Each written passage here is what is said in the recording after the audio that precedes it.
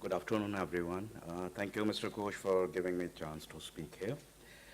So, I'm also going to talk about the similar kind of technologies which my fellow speakers have talked about, but I'll be touching upon the little technical part of it.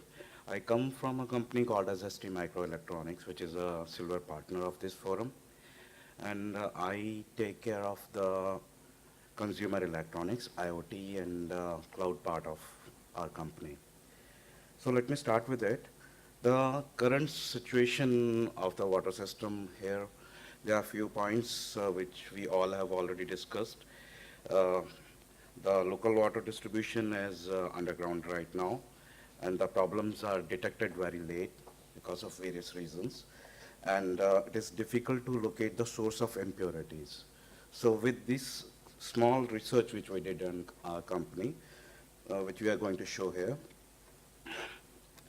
uh, the main proposal for this particular research was to use IoTs, the sensors, the cloud computing, the analytics, which can be used for automating the pressure regulation in the distribution network, detecting the leakages, which can be given the information through mobile applications, through wireless communication, detecting the impurities, and pointing out where exactly in the network the impurities are coming from.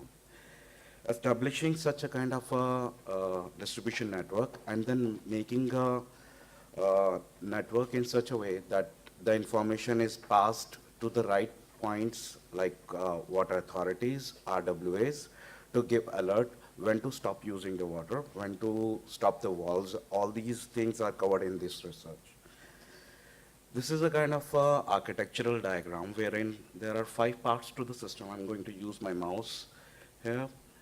The first part, as we have all have discussed, it is a combination of certain sensors, and we call it as a sensor subsystem.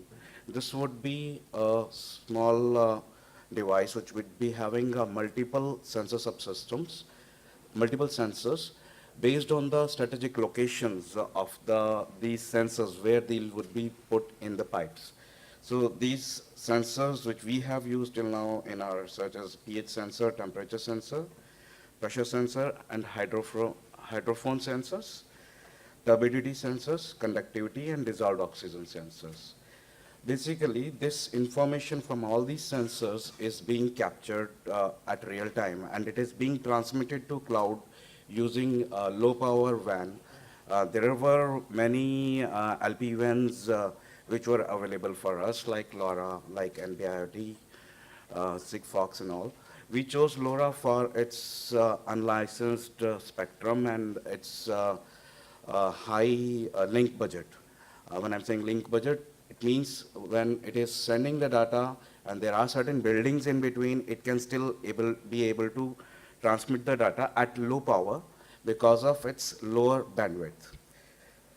Okay, so this was the first part of this architecture. The second one is, of course, which I just discussed, is this communication subsystem, which is connecting all these 4 parts. The third part is, of course, the cloud. We have used here Azure, Microsoft's cloud, but it can use Google and any other cloud services which are available. We are using SaaS here. Our software is running on the clouds, which is doing analytics of all the data which is coming from all these sensors. And we have divided it in 2 parts. One is for leakages and the other one is for impurities finding in there.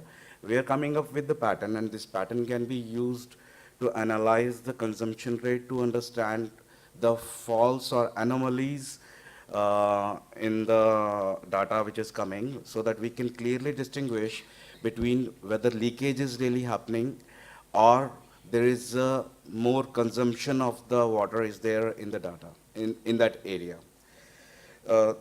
There are 2 more subsystems. The other subsystem is the action subsystem, which is having a water motor control or a valve control, and it is also controlling the alarm systems.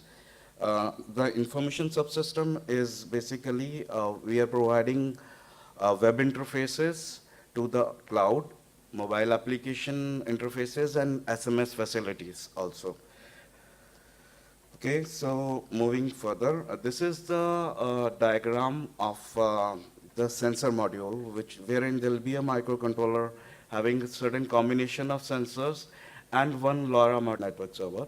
And network server takes care of uh, maintaining the duplicacy, reversals, and all those things. And network server is the in charge, which is responsible for sending back the information through the chosen gateway to the action subsystem, where the valves and motor controls are there. Coming to the use cases of leakage detection here, as I just explained in previous slides, our smart sensor nodes. 2 more minutes, sir. Yeah, I'm almost wrapping up, sir. So for leakage detection, we are using hydrophones, acoustic sensors, accelerometer-based sensors, pressure sensors. This information is at runtime from the strategic positions is reaching to the clouds where analytics is being done. We are using neural network for all these analytics.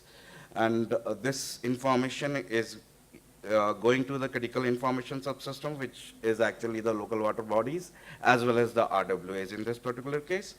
Action subsystem can be controlled by 2 ways.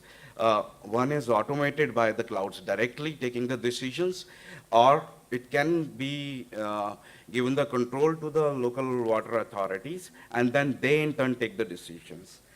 This was about the leakage detection part, and the similar kind of a system is there for the water quality management also, wherein the sensors are little different and the timings at which they are sending the data to the cloud is little different from the other one. Here we are using turbidity sensors, the dissolved oxygen sensors, conductivity sensors, and pH sensors here. Overall mechanism is same. The data is being sent from the sensor subsystem to the clouds, wherein the second part of the analytics is being done. And based on this analytics, whatever the results are there, certain alerts are being given to the critical information subsystem, as well as in case required, action subsystem is doing the closure of valves in case the impurity level is high. So the key messages is, as all of us have already kind of agreed, that the right kind of technology decreases the water wastage and improves the water quality.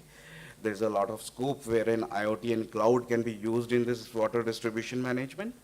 And latest tools give precise information. And of course, as the gentleman just before me was saying, there is a lot of augmentation that can be done in this water management era. With this, I'm closing my presentation. Thank you.